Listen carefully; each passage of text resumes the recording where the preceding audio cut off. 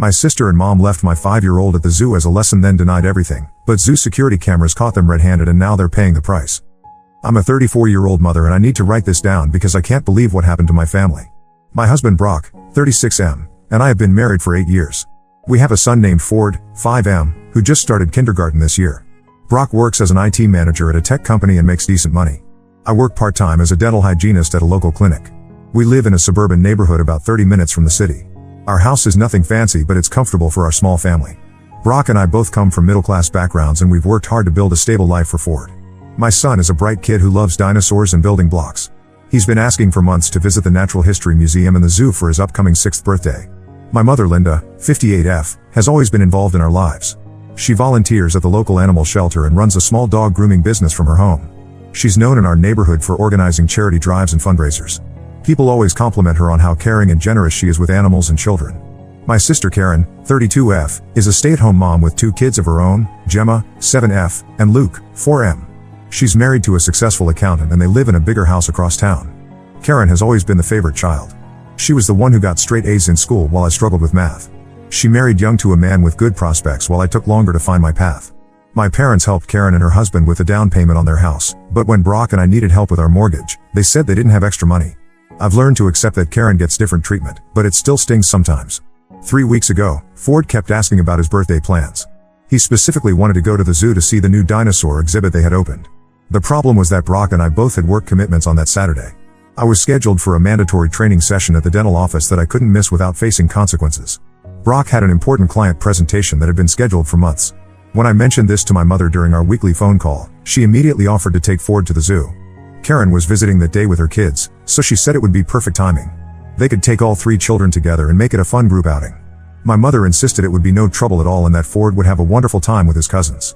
I felt hesitant about the arrangement. Ford had never been on a big outing without either Brock or me present. He's generally well behaved, but he can get excited and wander off if something catches his attention. I've always been the type of parent who keeps a close eye on him in crowded places. When I expressed my concerns, my mother laughed and said I was being overprotective. She reminded me that she had successfully raised 2 daughters and that Karen was an experienced mother of 2. Karen chimed in during the conversation and said she was looking forward to taking Ford. She mentioned that she had taken her own children to the zoo several times and knew all the best spots. She also said that Ford would benefit from spending time with his cousins and learning to be more independent. Both my mother and sister kept emphasizing how much fun it would be and how Ford would remember this birthday forever. The night before the zoo trip, I packed Ford's backpack with snacks, water, and his emergency contact information. I wrote down my phone number, Brock's phone number, and our address on a piece of paper and put it in his pocket. I also made sure he knew our phone numbers by heart. Ford was incredibly excited and kept talking about seeing the dinosaurs and playing with Gemma and Luke. That Saturday morning, my mother picked up Ford at 8 a.m. She seemed cheerful and kept reassuring me that everything would be fine. Karen was already in the car with her 2 children, and they all seemed excited about the day ahead. Ford gave me a big hug and promised to tell me all about the dinosaurs when he got back. I watched them drive away and went to get ready for my training session. The training session went well and I finished around 2 p.m. I checked my phone and saw that I had missed several calls from an unknown number. When I called back, a woman identified herself as Sarah from the zoo's Lost Children department. She told me that Ford had been found alone near the reptile house about an hour ago. She said he was safe but upset, and that they needed me to come pick him up immediately. I felt my stomach drop. I asked Sarah what had happened to the adults who were supposed to be watching him. She said that Ford told them his grandmother and aunt had left him sitting on a bench and told him to wait for them. When they didn't come back after 30 minutes, other visitors noticed him crying and brought him to the security office. I immediately called my mother's phone. It went straight to voicemail. I called Karen's phone and got the same result. I called Brock and told him what had happened. He left his presentation immediately and met me at the zoo. The drive there felt like the longest 20 minutes of my life. When we arrived at the zoo, Ford was sitting in the security office with a zoo employee. He had been crying and kept asking why his grandmother and aunt had left him. The staff member, Sarah, explained that Ford had been found around 1:30 p.m. near the reptile exhibit. He told them that his grandmother had told him to sit on a bench and wait while she and his aunt went to get ice cream. When they didn't return, he started walking around looking for them and got lost. Sarah also mentioned that they had made several announcements over the zoo's public address system calling for Linda and Karen to come to the lost children area. No one had responded to these announcements. The zoo had security cameras throughout the facility, and Sarah said they could review the footage if needed to understand what had happened. Brock and I took Ford home and he seemed subdued for the rest of the day. He kept asking if he had done something wrong and why his grandmother and aunt had left him. We tried to reassure him that it wasn't his fault, but he clearly didn't understand what had happened. Later that evening, I finally got a call back from my mother. She sounded casual and unconcerned when she asked how Ford was doing. I asked her directly what had happened at the zoo. She said there must have been some kind of misunderstanding and that she and Karen had been looking for Ford everywhere. She claimed they had checked with security and been told that he had already been picked up by his parents. This didn't make sense because the zoo staff had told us that Ford was found at 1:30 p.m., and no one had responded to the announcements they made. I pointed this out to my mother, and she became defensive. She said that it was a busy day at the zoo and that children get separated from their guardians all the time. She insisted that it was just an unfortunate accident and that everyone was making too big a deal about it. When I asked to speak to Karen, my mother said she had already gone home and was busy with her own children. She suggested that we all just move on from the incident and focus on making sure Ford had enjoyed his birthday outing. This response made me more upset because it showed no acknowledgement of how serious the situation had been. The next day, I called Karen directly. She gave me a similar story about looking everywhere for Ford and being told by zoo staff that he had been picked up. However, her details didn't match what my mother had told me. Karen said they had been near the gift shop when they realized Ford was missing, while my mother had said they were at the food court. I decided to call the zoo back and speak with Sarah again. I asked her if she could provide more details about what had happened. She told me that their security footage showed my mother and Karen leaving the zoo through the main entrance at approximately 1:15 p.m. Ford was not with them at that time. The footage also showed Ford sitting alone on a bench near the reptile house starting around 1 p.m. This information directly contradicted what both my mother and Karen had told me. According to the security footage, they had left the zoo 15 minutes before Ford was even found by other visitors. There was no evidence of them looking for him or checking with security as they had claimed. I confronted my mother with this information during a phone call. She became very defensive and accused me of not trusting her. She said that the zoo security must have made a mistake and that she would never abandon her grandson. She also mentioned that she had been volunteering with children and animals for years and that her reputation in the community spoke for itself. Karen's response was similar when I called her. She said that the security footage must have been from a different day or that the zoo staff had misidentified them. She also said that I was being dramatic and that Ford was fine, so there was no reason to keep bringing up the incident. Both my mother and Karen have been avoiding my calls since then. When I do manage to reach them, they change the subject or make excuses to end the conversation quickly. Ford has been asking when he can see his grandmother and cousins again, but I don't know what to tell him. Brock thinks we should demand a full explanation and consider involving the police if necessary. He's particularly upset because he feels that our son could have been seriously hurt or kidnapped while he was alone at the zoo. I'm torn between wanting to protect my relationship with my family and making sure that Ford's safety is never compromised again. I keep thinking about what could have happened if other visitors hadn't noticed Ford crying and brought him to security. The zoo is a huge place with thousands of visitors on weekends. A 5-year-old child could easily get lost or hurt without proper supervision. The fact that my mother and Karen seem unwilling to take responsibility for what happened makes me question whether I can trust them with Ford in the future. I need advice on how to handle this situation. Should I give my mother and Karen the benefit of the doubt and accept their explanations? Or should I take Brock's advice and demand a full accounting of what happened that day? I'm struggling with the possibility that my own family members might have deliberately abandoned my son, but the evidence seems to point in that direction. Update 1 I posted 3 weeks ago about my mother and sister leaving my son at the zoo. I want to thank everyone who commented and gave me advice. A lot of people suggested that I needed to get to the bottom of what really happened that day, and I've learned some things that have made the situation much worse. After my original post, I decided to take Brock's advice and push for more information. I called the zoo again and spoke with a supervisor in their security department. I explained that there seemed to be conflicting stories about what had happened, and I asked if they could provide me with more details from their security footage. The supervisor, whose name was Mark, was very helpful. He said that incidents like this were taken seriously by the zoo, and he was willing to work with me to understand what had happened. He offered to set up a meeting where I could review the relevant security footage myself. Brock and I went to the zoo the following Tuesday to meet with Mark. He took us to a security office where they had compiled footage from several different cameras that covered the areas where Ford had been that day. What we saw was much worse than I had originally thought. The footage showed my mother, Karen, and all 3 children arriving at the zoo around 9:30 a.m. For the first few hours, everything looked normal. They visited various exhibits together, and the children appeared to be having a good time. Around 12:30 p.m., the group stopped at the food court for lunch. After lunch, the footage showed them walking toward the reptile house. At 12:55 p.m., my mother could be seen talking to Ford and pointing to a bench. Ford sat down on the bench while my mother and Karen walked away with Gemma and Luke. The camera angle made it clear that my mother was giving Ford specific instructions to stay in that spot. What happened next was the most disturbing part. Instead of returning to get Ford, the footage showed my mother and Karen taking Gemma and Luke to the gift shop. They spent about 15 minutes there, during which time Ford remained sitting on the bench as instructed.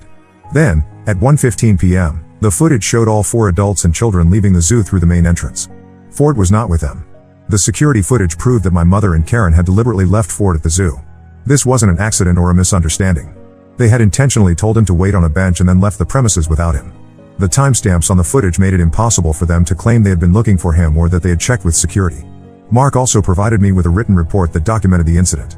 The report included the exact times that Ford was found, the announcements that were made over the public address system, and the lack of response from any adults claiming to be his guardians. This report would serve as official documentation of what had happened. When I got home from the zoo, I immediately called my mother and demanded an explanation. I told her that I had seen the security footage and that I knew exactly what had happened. Instead of apologizing or showing remorse, she became angry and defensive. She accused me of spying on her and said that I was making too much of a simple mistake. I asked her to explain how leaving a 5-year-old alone at the zoo could be considered a simple mistake.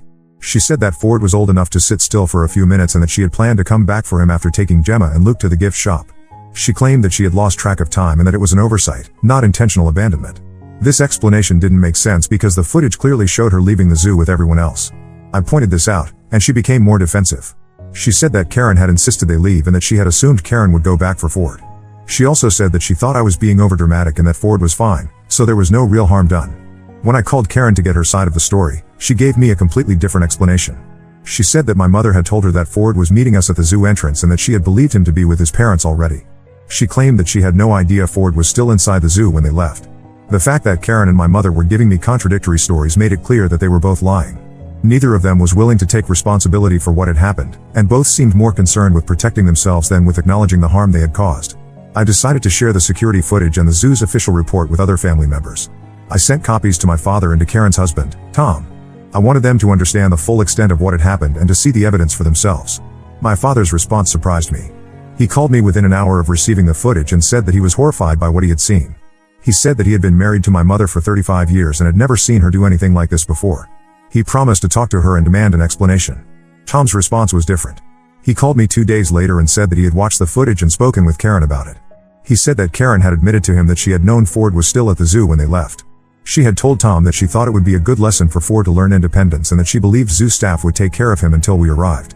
This revelation made me realize that both my mother and Karen had planned to leave Ford at the zoo. This wasn't an accident or an oversight. They had made a deliberate decision to abandon a 5-year-old child in a crowded public place. The fact that they had lied to me about it afterward made their actions even worse. Tom also told me that he was reconsidering his marriage to Karen. He said that he had always known she could be selfish and manipulative, but he had never thought she would endanger a child. He said that if she was willing to abandon her own nephew, he worried about what she might do to their own children in the future. The following week, my father called me again with more information. He said that he had confronted my mother about the incident and that she had finally admitted the truth. According to him, she had been annoyed by Ford's behavior at the zoo and had decided to teach him a lesson by leaving him alone for a while. She had intended to come back for him after an hour or two, but Karen had convinced her to leave entirely. My father said that he was deeply disappointed in my mother's actions and that he was considering leaving her. He said that he couldn't understand how she could have put her own grandson in danger and then lied about it for weeks. He also said that he was worried about her judgment and whether she could be trusted with children in the future. This information confirmed what I had suspected based on the security footage. My mother and Karen had deliberately abandoned Ford at the zoo, and they had planned to leave him there for an extended period. The fact that they had lied about it afterward showed that they knew their actions were wrong. I decided that I needed to protect Ford from any future contact with my mother and Karen. I called both of them and told them that they were no longer welcome in our home and that they would not be allowed to spend time with Ford unsupervised. I also told them that I would be sharing the security footage and the zoo's report with other family members and friends so that everyone would know what had happened. Both my mother and Karen became very angry when I told them this. They accused me of being vindictive and of trying to destroy their reputations in the community. They said that I was overreacting and that Ford had not been seriously harmed by their actions. I told them that the potential for harm was what mattered, not the fact that Ford had been lucky enough to be found by caring strangers. I also pointed out that their willingness to lie about the incident showed that they understood it was wrong, even if they weren't willing to admit it. Since that conversation, neither my mother nor Karen has attempted to contact me or Ford. Brock has been very supportive throughout this process, and he agrees that we need to protect our son from people who would deliberately put him in danger. Ford has been asking about his grandmother and aunt, but we've told him that they're busy with other things and won't be visiting for a while. I've also been in contact with the animal shelter where my mother volunteers. I felt that they needed to know about the incident since she works with children there as well. The shelter's director was very concerned when I shared the security footage and the zoo's report. She said that they would be reviewing my mother's volunteer status and considering whether she should continue working with children. Looking back, I realized that there were warning signs that I should have noticed. My mother had always been somewhat controlling and had a tendency to prioritize her own convenience over other people's needs. Karen had always been selfish and had a history of manipulating situations to her advantage. I had assumed that they would put Ford's safety first, but I was wrong. The hardest part of this situation has been accepting that my own family members were willing to endanger my child. I keep thinking about what could have happened if Ford had wandered away from that bench or if he had been approached by someone with bad intentions. The zoo is a large, crowded place with many potential dangers for a young child. I'm still processing the fact that my mother and Karen not only abandoned Ford but also lied about it for weeks. Their willingness to deceive me about such a serious matter makes me question whether I can trust them about anything else. I'm also concerned about what other incidents might have occurred that I don't know about. Brock and I are now planning to have Ford's 6th birthday party at our house with just close friends and Brock's family. We want to make sure that he has a safe and happy celebration without the stress of wondering whether his grandmother and aunt might put him in danger again. Update 2: It's been 6 weeks since my last update, and things have gotten even more complicated. I found out some additional information that has made me realize this situation was worse than I originally thought. About 2 weeks after my last update, I got a call from my cousin Rachel. She's my father's sister's daughter, and we've always been close. Rachel told me that she had been talking to other family members about what happened at the zoo, and she had learned some disturbing information. Rachel said that my Aunt Mary, who is my father's sister, had told her about an incident that happened 2 years ago. At that time, my mother had been babysitting Mary's daughter Sophie, who was 4 years old. My mother had taken Sophie to a grocery store, and according to Mary, she had left Sophie alone in the car for over 30 minutes while she went shopping. Mary had only found out about this incident because Sophie had mentioned it weeks later during a conversation. When Mary confronted my mother about leaving Sophie alone in the car, my mother had claimed that she had only been gone for 5 minutes and that Sophie was being dramatic. Mary had decided not to make a big deal about it at the time, but she had never allowed my mother to babysit Sophie again. Rachel also told me that my cousin Brian, who is Karen's age, had a similar story. About 3 years ago, Karen had been watching Brian's son Michael, who was 6 at the time. Karen had taken Michael to a park, and according to Brian, she had left him there alone while she went to meet a friend for coffee. Michael had been found by other parents at the park, who had called Brian when they couldn't find any adults supervising the child. When Brian had confronted Karen about this incident, she had claimed that she had only stepped away for a few minutes and that she had been able to see Michael the entire time. Brian had been upset about the situation, but Karen had convinced him that it was just a misunderstanding. However, Brian had never allowed Karen to watch Michael unsupervised again. Learning about these previous incidents made me realize that what happened to Ford wasn't an isolated occurrence. Both my mother and Karen had a pattern of leaving children unsupervised in potentially dangerous situations. The fact that they had lied about these incidents and tried to minimize their seriousness showed that they knew their behavior was wrong. I decided to call Mary and Brian directly to get more details about what had happened. Mary confirmed Rachel's story and said that she had been very upset about the incident with Sophie. She said that leaving a 4-year-old alone in a car, especially during warm weather, was incredibly dangerous. She also said that she had considered reporting the incident to Child Protective Services but had decided against it because she didn't want to cause family drama. Brian also confirmed his story about Karen leaving Michael at the park. He said that he had been furious when he found out what had happened, but Karen had been very good at making excuses and convincing people that she hadn't done anything wrong. He said that he had always felt uncomfortable about the incident but had tried to give Karen the benefit of the doubt. Both Mary and Brian said that they were not surprised to learn about what had happened to Ford at the zoo. They said that my mother and Karen had shown a pattern of putting their own convenience ahead of children's safety. They also said that they were glad I had decided to keep Ford away from them. This information made me realize that I needed to warn other family members who might be considering leaving their children with my mother or Karen. I decided to send an email to my extended family explaining what had happened at the zoo and sharing the information about the previous incidents. The response to my email was mixed. Some family members were supportive and said that they were glad I had shared the information. Others accused me of trying to destroy my mother's and Karen's reputations and said that I was being vindictive. A few family members said that they didn't want to get involved in family drama and asked me not to include them in future communications about the situation. My father's response was particularly difficult. He called me after receiving the email and said that he was upset about the additional information I had shared. He said that he had been trying to work things out with my mother and that my email had made the situation more complicated. He also said that he felt like I was airing the family's dirty laundry and that some things should be kept private. I told my father that I felt other family members had a right to know about the pattern of behavior that my mother and Karen had shown. I explained that children's safety was more important than family privacy, and that I wouldn't be able to live with myself if another child was endangered because I had kept quiet about what I knew. My father said that he understood my concerns but that he wished I had talked to him before sending the email. He said that he was still trying to decide what to do about his marriage to my mother, and that my email had put additional pressure on him to make a decision quickly. 2 days after I sent the email, I got a call from Karen's husband Tom. He told me that he had filed for divorce and that he was seeking primary custody of Gemma and Luke. He said that the information about Karen's previous behavior with other children had been the final straw for him. He was worried about what Karen might do to their own children if she was willing to abandon other people's children. Tom also told me that he had been documenting Karen's behavior for several months because he had been concerned about her parenting. He said that she had been increasingly neglectful of Gemma and Luke, often leaving them alone while she went out with friends. He said that the zoo incident had convinced him that Karen was not a safe person to have around children. I felt bad that Tom's marriage was ending, but I also felt like he was making the right decision to protect his children. I told him that I would be willing to provide him with copies of the security footage and the zoo's report if he needed them for his custody case. A week later, my father called me again with more news. He said that he had decided to separate from my mother and that he was moving out of their house.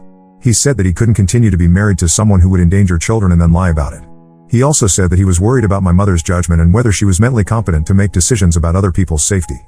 My father told me that my mother had been having difficulty accepting that people knew about what she had done. She had been calling family members and trying to convince them that I had made up the story about the zoo incident. She had also been claiming that the security footage had been doctored and that the zoo's report was inaccurate. This behavior concerned me because it showed that my mother was still not taking responsibility for her actions. Instead of apologizing and trying to make amends, she was continuing to lie and trying to make me look like the problem. This made me feel more confident that I had made the right decision to keep Ford away from her. My father also told me that he had spoken with the director of the animal shelter where my mother volunteers. The director had decided to terminate my mother's volunteer position because she felt that someone who would abandon a child could not be trusted to work with children at the shelter. My mother had been very upset about losing her volunteer position, especially since it had been a big part of her identity in the community. At this point, I realized that the consequences of my mother's and Karen's actions were extending far beyond just their relationship with Ford.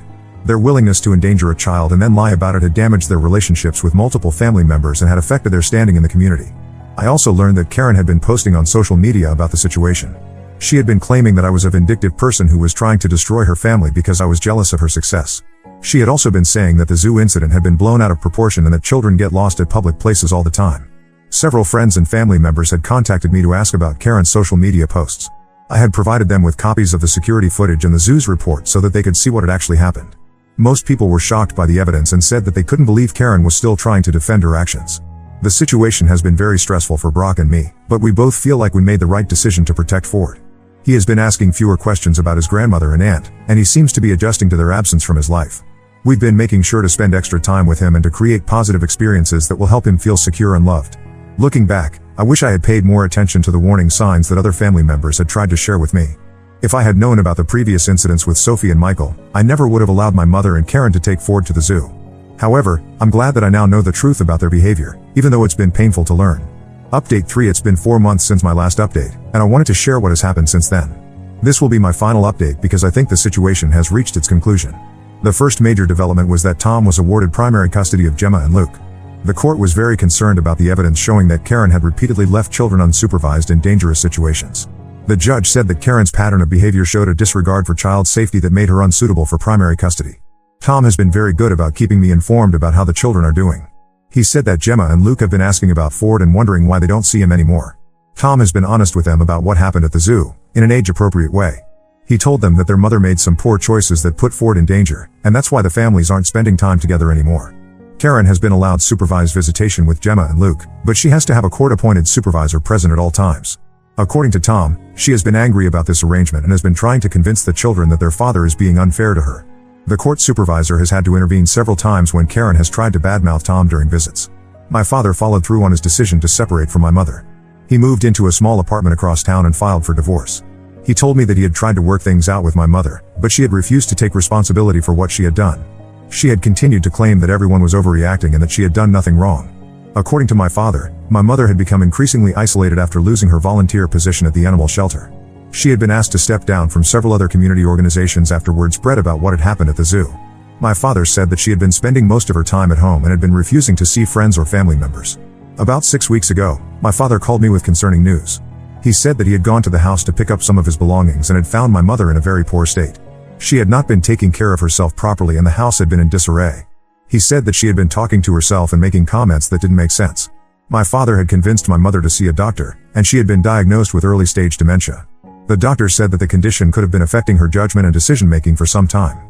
This news made my father feel guilty about leaving her, but the doctor assured him that dementia doesn't excuse dangerous behavior and that he had been right to protect himself and others. Learning about my mother's diagnosis made me feel conflicted.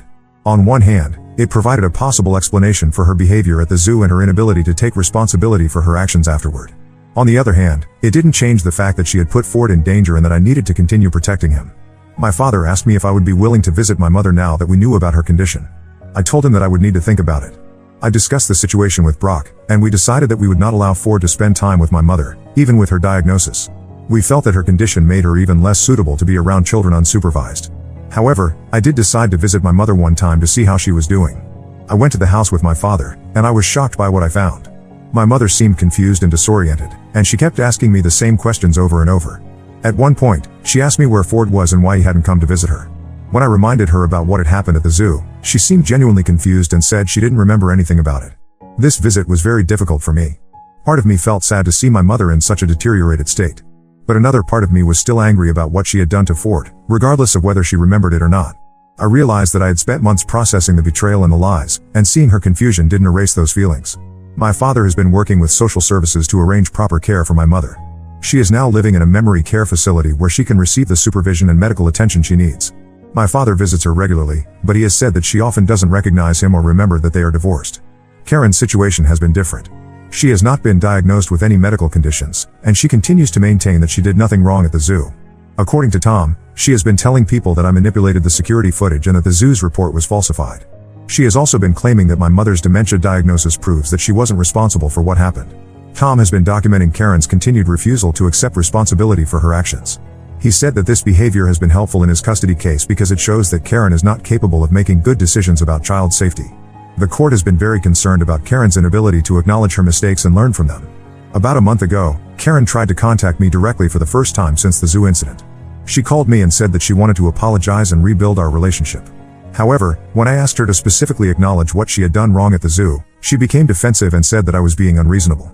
She said that she had already apologized and that I needed to move on. I told Karen that I had not received any genuine apology from her.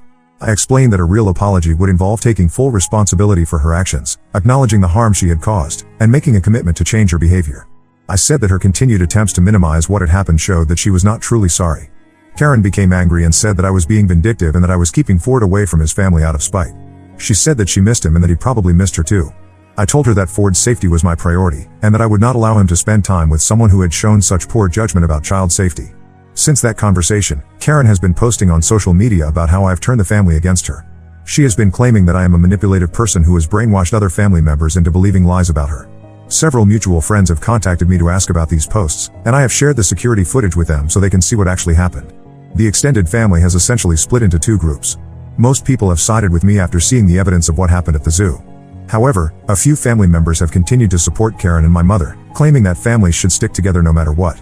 These relationships have been permanently damaged, and I don't expect them to be repaired.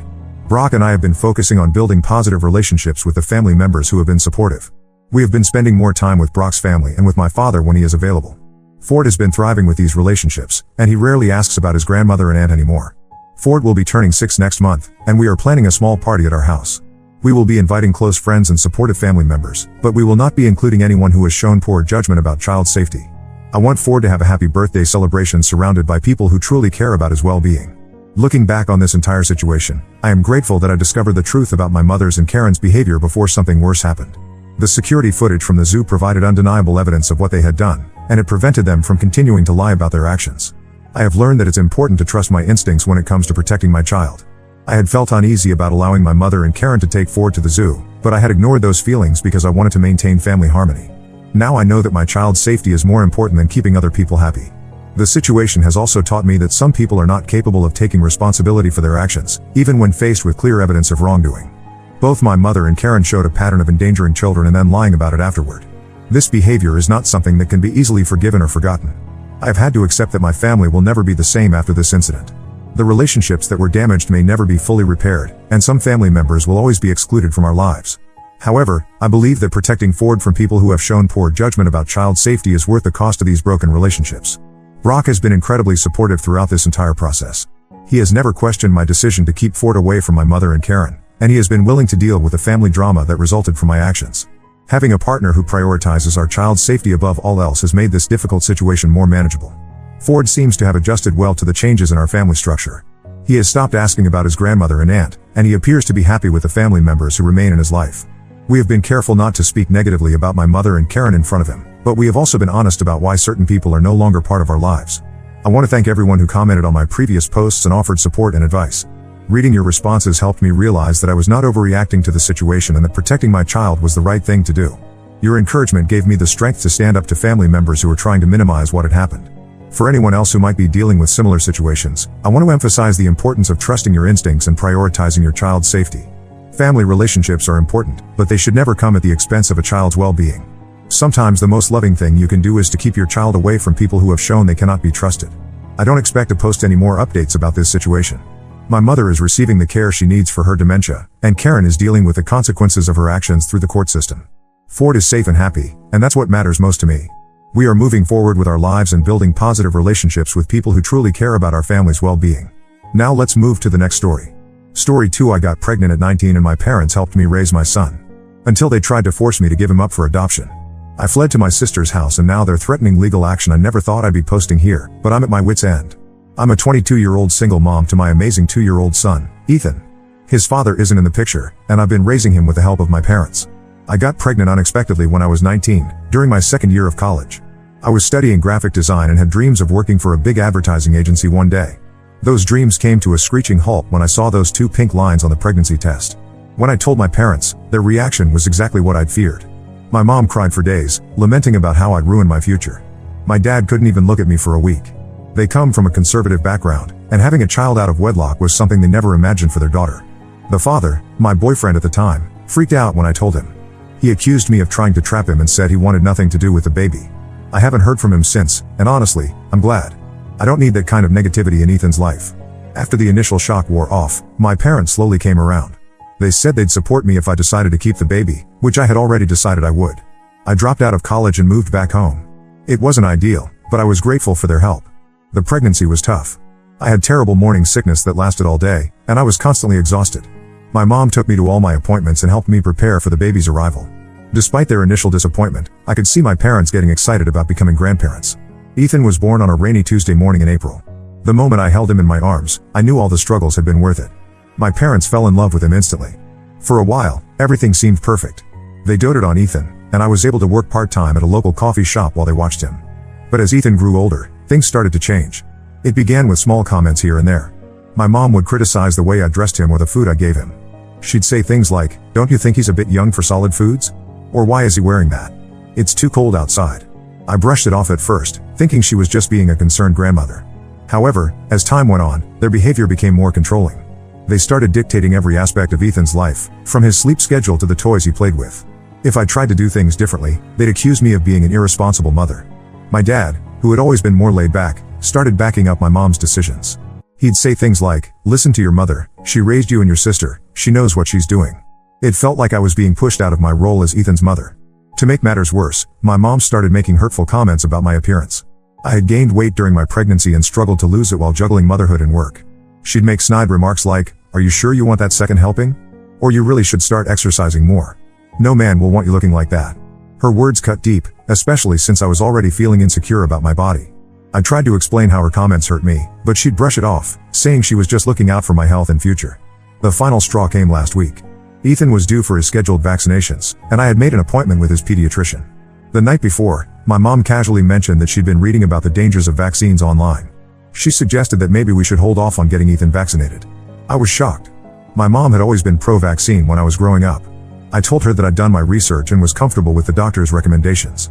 She seemed to let it go, but the next morning when I was getting ready to leave, I couldn't find my car keys anywhere. After searching for half an hour, I confronted my parents. My mom admitted that she had hidden the keys. She said she couldn't let me poison her grandson with those vaccines. I was furious. I told her she had no right to make medical decisions for my child. We got into a heated argument, with my dad eventually stepping in to back up my mom. In the end, I had to call a cab to take Ethan to his appointment. The whole ride there, I was seething with anger and hurt. How could they undermine me like this? When we got back home, my parents were waiting for us. They sat me down for what they called a serious talk. They told me that if I wanted to continue living in their house, I needed to raise Ethan according to their rules and values. They criticized my parenting style, saying I was too lenient and that Ethan needed more discipline. Then came the kicker. My mom suggested that if I couldn't raise Ethan properly, maybe I should consider giving him up for adoption so he could be raised by a real family. I was stunned. How could she even suggest such a thing? Ethan is my world. The thought of giving him up is unimaginable. I have an older sister, Emma, who's 28 and lives in another state. We've always been close, despite the age gap. She moved away right after college, and now I understand why. She doesn't have much contact with our parents, usually just a call on holidays and birthdays. After this conversation with my parents, I called Emma in tears and told her everything. She wasn't surprised. She revealed that our parents had always been controlling, which is why she moved so far away. She told me about incidents from her childhood that I was too young to remember or understand at the time. Emma offered to let Ethan and me stay with her for a while, to get away from the toxic environment. Part of me wants to take her up on the offer, but I'm scared. I've never lived anywhere else. The thought of uprooting our lives is terrifying. But staying here is becoming unbearable. Every day is filled with tension and criticism. I'm constantly walking on eggshells, afraid of doing something that will set my parents off. I can see how it's affecting Ethan too. He's become more withdrawn and clingy lately. I feel stuck between a rock and a hard place. On one hand, I'm grateful for my parents' help. Without them, I don't know how I would have managed these past few years. They've provided a roof over our heads and helped with childcare while I worked. The thought of losing that support is scary. On the other hand, I can't let them control my son's life or undermine my parenting. I'm worried about how this will affect Ethan in the long run. He loves his grandparents, but I don't want him growing up in such a tense environment or thinking it's okay for others to disrespect his mother. I've been trying to save money, but between diapers, food, and other necessities, there isn't much left at the end of each month. The thought of trying to support Ethan on my own is daunting. But maybe it's necessary for both our sakes. I don't know what to do. Should I take my sister up on her offer and move? Should I try to find a way to move out on my own, even though it would be a financial struggle? Or should I try to set firmer boundaries with my parents while still living here? Any advice would be appreciated. I feel like I'm drowning and I don't know how to come up for air. Update 1. It's been a few weeks since my original post, and I wanted to update you all on what's happened. First, I want to thank everyone for their supportive comments and advice. Your words gave me the courage to take action. After a lot of soul searching and several long conversations with Emma, I decided to take her up on her offer. The realization that staying with my parents wasn't healthy for me or Ethan finally outweighed my fear of change. I didn't tell my parents about my decision right away. Instead, I spent a week quietly packing our essential belongings when they weren't around. It was harder than I expected, both emotionally and logistically. Every item I packed brought back memories, both good and bad. There was the tiny onesie Ethan wore home from the hospital, now too small for him but impossible for me to part with. The photo albums my mom had meticulously put together, documenting every milestone of Ethan's life. The handmade quilt my grandmother had given me when I told her I was pregnant, one of the few family members who had been unconditionally supportive from the start. As I packed, I found myself reminiscing about the good times too. The day my dad taught Ethan how to blow bubbles in the backyard, both of them laughing uncontrollably. The times my mom would sing lullabies to Ethan, the same one she used to sing to me as a child. It made me question my decision more than once, but then I'd remember the controlling behavior, the hurtful comments, the constant criticism, and I knew I was making the right choice. While packing, I also reached out to my boss at the coffee shop. Sarah has always been understanding about my situation as a single mom. When I explained what was happening, she was incredibly supportive. She not only agreed to give me a good reference for job hunting in Emma's city but also offered to let me pick up extra shifts before I left to earn some extra money for the move. The day before we were set to leave, I finally sat my parents down to tell them about our decision. I had rehearsed what I wanted to say countless times, but when the moment came, all my carefully prepared words flew out of my head. My mom's reaction was explosive. She burst into tears, alternating between accusing me of being ungrateful and begging me not to take her grandson away. She brought up every sacrifice they had made for me, from letting me move back into helping with Ethan. It was hard not to feel guilty, but I stood my ground. My dad's reaction was quieter but no less hurtful. He said I was making a huge mistake and that I'd come crawling back when I realized how hard it was to raise a child on my own. His words stung, but they also reinforced that I was making the right choice. I told them that I loved them, but I couldn't allow them to control my life or Ethan's anymore. I explained that their behavior had been harmful and that I needed to do what was best for my son and myself. The next morning was chaos. Emma arrived early to help us move, and my parents refused to come out of their room at first. As we were loading the car, my mom came running out, sobbing and begging me not to take her grandson away. It was one of the hardest moments of my life. I hugged her, told her I loved her, and said that they were welcome to visit if they could respect my boundaries as a parent. The drive to Emma's place was long and emotional. Ethan was confused and kept asking for his grandparents. I did my best to explain that we were going on an adventure to live with Aunt Emma for a while. I tried to make it sound exciting, but my heart was breaking. Emma was incredibly supportive throughout the journey, reassuring me that I was doing the right thing and distracting Ethan with games and stories. We've been at Emma's place for a week now, and it's been a whirlwind of emotions. Ethan is slowly adjusting to the new environment. He's fascinated by Emma's cat, something we couldn't have at my parents' house because of my dad's allergies. Emma has been amazing, helping with childcare and giving me space to process everything that's happened. I've started job hunting and looking for affordable daycare options. It's overwhelming, but I already feel a sense of freedom I haven't experienced in years. Simple things like deciding what to feed Ethan for dinner without criticism or choosing his clothes without someone second-guessing me feel liberating. My parents have been calling and texting nonstop since we left. At first, it was a barrage of guilt-tripping messages and angry voicemails. Now, they seem to have calmed down a bit. I've been keeping my responses brief and polite, but firm. I've made it clear that while I'm open to rebuilding our relationship in the future, it will have to be on my terms, with respect for my role as Ethan's mother. There have been moments of doubt, especially when Ethan asks about his grandparents or when I'm lying awake at night worrying about our future. But then I'll have a moment, like yesterday when Ethan and I had an impromptu dance party in Emma's living room, where I realized that this newfound freedom is worth the struggle. I know this isn't going to be easy. I'm nervous about finding a job, about being able to support Ethan on my own, about navigating this new life. But for the first time in a long time, I feel hopeful. Thank you all again for your support and advice. It really gave me the courage to make this difficult but necessary change. Update 2. It's been about a month since my last update, and I wanted to share how things have been going. Life has been a roller coaster, but we're slowly finding our footing in our new reality. First, the good news: I found a job. It's an entry-level position at a local marketing firm. The pay isn't amazing, but it's enough to cover our basic expenses, and there's room for growth. My new boss, Lisa, seems understanding about my situation as a single mom, which is a huge relief. She's even allowed me to have a flexible schedule so I can drop off and pick up Ethan from daycare. Speaking of daycare, we finally found an affordable one that Ethan seems to enjoy. It was a struggle at first. He cried every morning when I dropped him off, which broke my heart. But now, he's made some little friends and gets excited to go. The staff there are wonderful and have been so patient with him as he adjusts. Emma has been an absolute lifesaver through all of this. She's been helping with Ethan while I work, and on the days when she's not available, she introduced me to her neighbor, Mrs. Johnson, a retired teacher who's been happy to babysit occasionally. Ethan adores her, especially when she reads him stories in funny voices. Ethan is adjusting well to his new surroundings, all things considered. He still asks about his grandparents sometimes, which is hard. But he's also enjoying the new experiences. He loves the park near Emma's house, especially the duck pond. We try to go there every weekend, and it's become our special time together. Now, for the more challenging part, my parents. They haven't given up on trying to get us to come back. At first, it was daily calls and texts, alternating between guilt-tripping and angry outbursts. I've had to be firm about maintaining boundaries, which hasn't been easy. There are days when I just want to give in, to have their help and support again. But then I remember why we left, and I stand my ground. Last week, things took an unexpected turn. My parents showed up unannounced at Emma's place. I was at work, but Emma called me immediately. She said they were demanding to see Ethan and threatening to call the police if we didn't let them in. Emma stood her ground and refused to let them in without my permission. I rushed home, feeling a mix of anger and anxiety.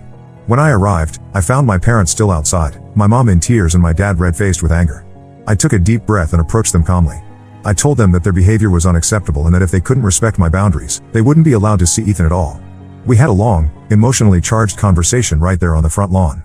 I explained how their controlling behavior had affected me and why I needed to make this change for Ethan's sake and my own. I told them about the anxiety I'd been living with, always worrying about their judgment and criticism.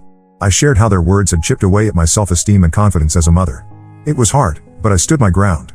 I think seeing me so firm and hearing how their actions had affected me really hit home for them. My mom broke down crying, not the manipulative tears from before, but real, heartbroken sobs. My dad, who's always been more stoic, actually had tears in his eyes too. In the end, they left without seeing Ethan that day. But the conversation seemed to have an impact. My mom called the next day, apologizing for their behavior. She said they've realized they might lose us completely if they don't change their approach. It was the first time I'd ever heard her apologize like that. We've agreed to try a supervised visit next weekend.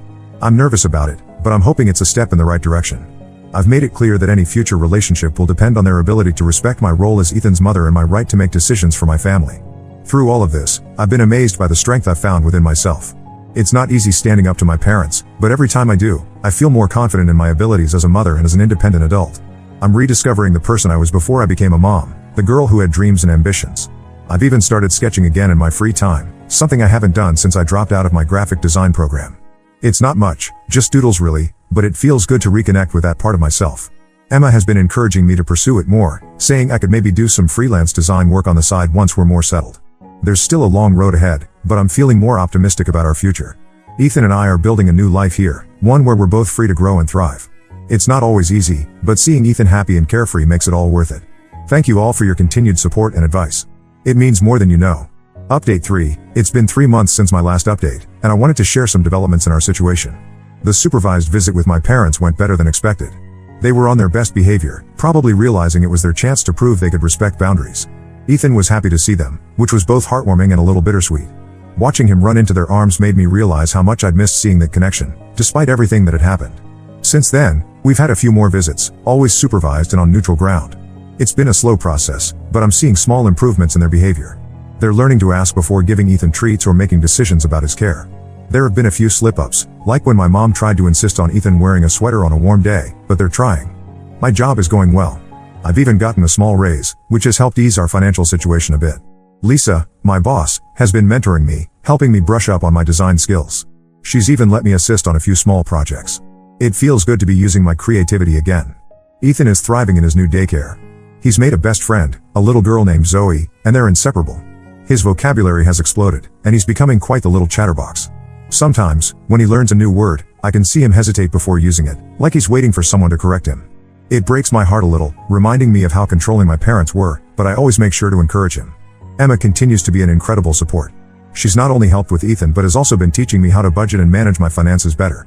I'm slowly building up my savings, with the goal of eventually finding our own place. As much as I appreciate Emma's help, I know we can't stay with her forever. There was one incident last month that tested our progress. Ethan got sick with a high fever, and I had to take him to the ER. In my panic, I called my parents without thinking. To my surprise, they were supportive without being overbearing. They offered to come help but respected my decision when I said I could handle it with Emma's help.